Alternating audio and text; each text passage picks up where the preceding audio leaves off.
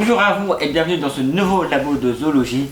Oui, exceptionnellement, je tourne un labo dans le décor de Nathan parce que... Pour pas changer. Donc aujourd'hui, on s'attaque à un cas très fascinant. Je parle bien sûr du cas du basilic. Le basilic, tout le monde en a déjà entendu parler de cette créature, mais qu'est-ce que c'est que ce truc? Bonjour Harry Potter et la chambre des secrets. Effectivement, mais pas plus tard. Donc le basilic est un reptile, sans déconner. Donc est un reptile dont les origines remontent à la Grèce antique. Au départ, la créature n'est pas imposante. C'est qu'un simple serpent au corps brillant.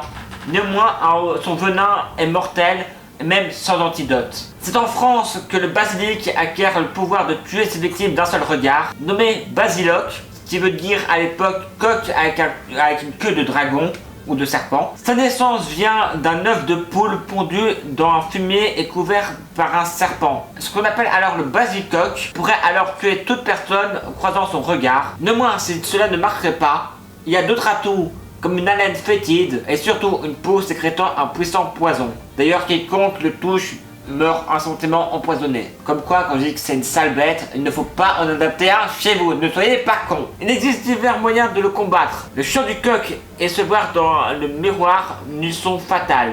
De même, la belette et la fouine sont des animaux pouvant l'affronter.